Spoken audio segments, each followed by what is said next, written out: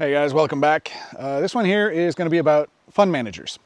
So it was very interesting. About 5 years ago, when I really started studying, I had a fun conversation as I was, researching with everything and everyone that I could, and I had eventually spoke with a fund manager not too far from here, locally, a guy that was recommended, and I wanted to understand, what the ins and outs of that deal would be, what the structure is, and so on, and so he said, yeah, you give us your money to manage. We have access to your accounts. We make the placements on your behalf. We handle all of the research, quote unquote.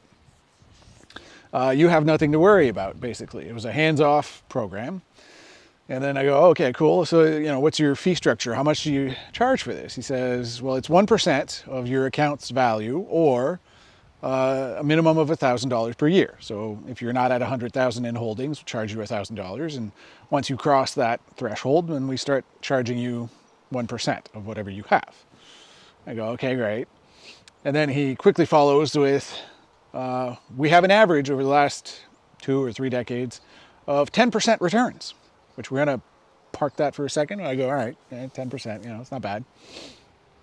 And then, but very quickly I do the math. I was like, so what happens if you don't actually perform and make your 10%, because for it to be an average, there's some down years. So what if you do zero?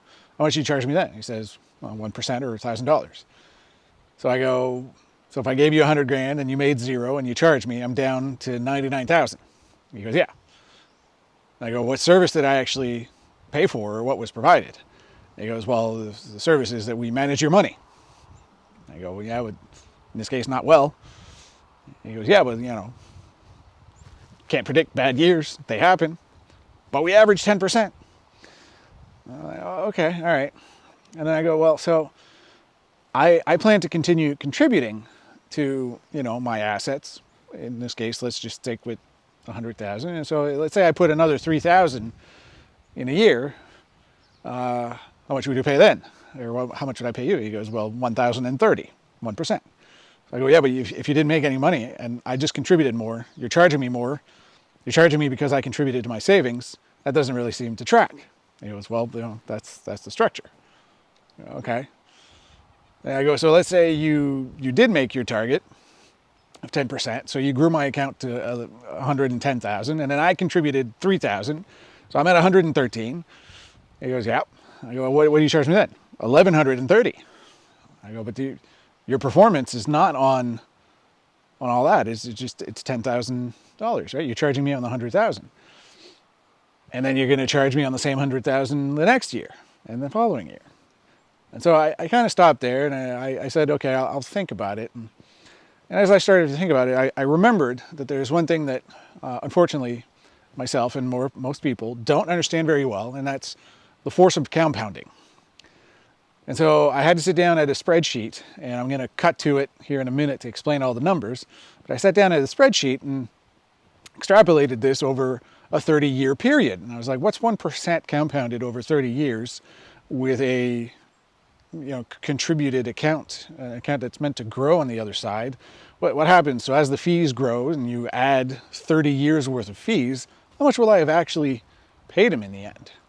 And the amounts are quite staggering, considering that they carry no risk. They will get paid no matter what. Whether I lose money or not, they're getting paid. So here we're going to cut to the spreadsheet, and I'll show you all that math. All right, so here's a quick spreadsheet I put together to help show compounding forces. I pre-filled it just in the interest of time. I didn't want to be assembling it in front of you guys, wasting your time. So on the outside left here in the A column, we have, what year or what age you would be. And I make an assumption that at 35, you have $100,000 in savings that you're ready to invest. I know this is probably wrong, but just to make the math work easier and save ourselves some calculation, that's what I went with. I also assumed a $3,000 contribution every year. It's about $250 a month as being your net new contribution to your retirement fund. So you can see here your performance without a manager over a 30-year span from 35 to 65 at 10%, assuming you start at 100,000, you will end at 2.2 million, right? And I'm not going to spend too much time going over each and every single number, but it's basically 100,000 plus your return plus your contribution equals this. And then the same thing repeats, plus the return plus your contribution. Now, on the other side, we have the fees, the 1% fee deducted. And we have it here as what's in your total account. So you can see right away on the first 2 years, you'd be down from having a fund manager to not having a fund manager because you're paying him for the same performance as investing in the S&P 500. All right. Now, where it gets interesting is you've paid him overall, like this is the addition of all of the payments you've made through the years, $227,000 and $226.45 to be exact. That's the payment you made to him. But if you remove this number from this number, you don't actually get this number. And this is where it gets, semi-insulting. It's a bit of a slap in the face, is that all of this money that was taken out all of those years never had a chance to compound, right? So the blow to you is more than $500,000 on top of the $250,000 you paid him. So you're down like quite a bit for having done this. And honestly, I just can't justify it mathematically. I'll publish the link to the spreadsheet. Maybe there's a mathematician that can debunk it. Maybe I made a mistake in my calculations, and I'll welcome it if I'm wrong. I hope I'm wrong for all those people that are using fund managers. But there you have it. This is the math. All right, so back to that 10% that we parked at the beginning. Did you know that you can make 10% just investing in an index fund? Very briefly, an index fund is a fund of a whole bunch of companies, a whole bunch of stocks. It's known as an ETF usually.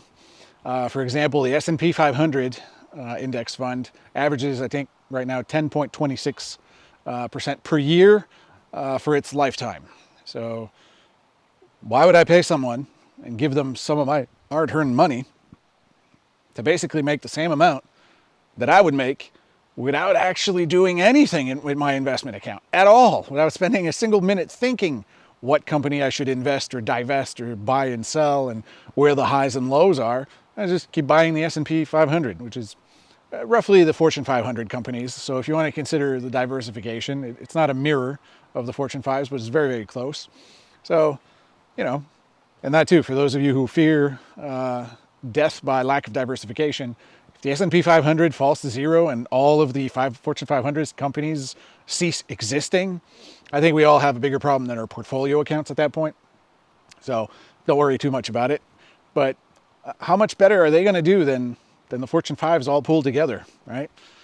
So why would I give my money? It just doesn't track. It doesn't make sense. And as you saw in the spreadsheet, you're looking at $250,000 or just under $250,000 in fees over a 30-year investment span, but the cost to you is so much greater because that money doesn't compound. Anyway, thanks for watching, guys. Please subscribe.